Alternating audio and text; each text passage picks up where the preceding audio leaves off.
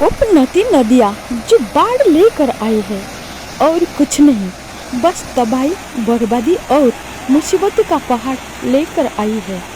बाढ़ जब तबाही का बहाव बनकर आता है, यह गरीब की जिंदगी में जख्म और घाव बनकर आता है। किसी का खेत डूब गया, किसी का घर डूब गया।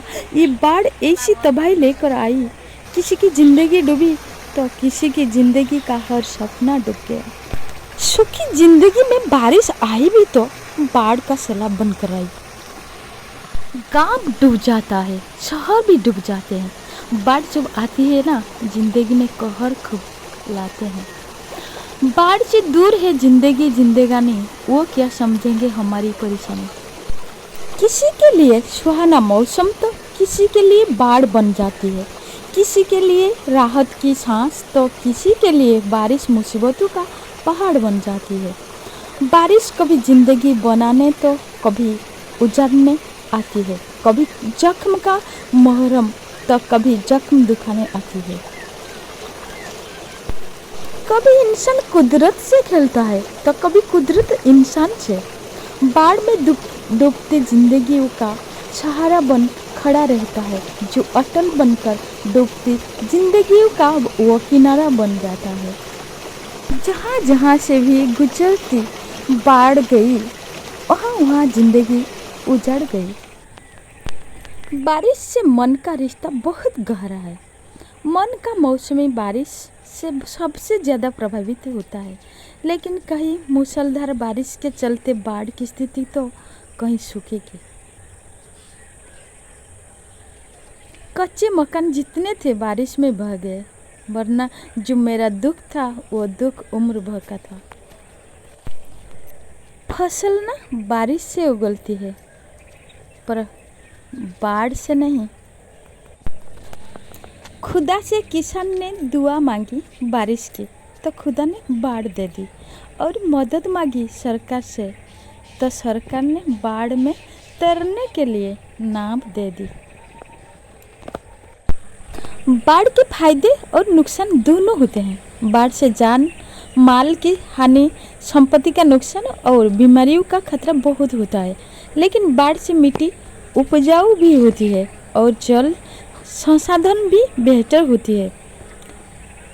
बाढ़ में डूबने या बहने से लोगों की मृत्यु भी होती है। हमारे इधर भी वो एक लोग ना बह गया पानी में। घर, दुकानें और अन्य बहुत सारे चीज़ भी नष्ट हो जाती है। बाढ़ से फसलें खराब तो हो जाती है, बहुत सारा भी प्रॉब्लम आता है।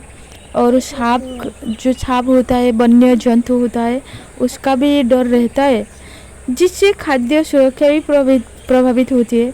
बाढ़ का पानी दूषित भी हो सकता है, हो जाता है गांव में पानी दूषित, जिससे हैजा, टाइफाइड और अन्य बीमारियां भी फैल जाती है। डायरिया भी होता है, बहुत सारे होता है। सड़कें और पुल और बिजली लाइन क्षतिग्रस्त भी होती है। हमें तो कल से लाइन भी नहीं है। मिट्टी का कटाव, जल प्रदूषण और वनस्पतियों और जीवों का नुकसान भी होता है। मैंने कहा, बाढ़ का पानी अपने साथ उपजाऊ मिट्टी लाता है, जो फसलों के लिए फायदेमंद भी होता है। बाढ़ का पानी नदियों और जलाशयों को रिचार्ज करता है, जिससे जल आपूर्ति में सुधार भी होता है। बाढ़ कुछ पौधों और जानवरों के लिए आवश्यक है। बाढ़ नदियों की मार्ग को बदल सकती है, जिससे नदी का स्वरूप भी सुधर सकता है। संक्षेप में कहें तो बाढ़ एक विनाशकारी घटना है, लेकिन इसके कुछ सकारात्मक प्रभाव भी है।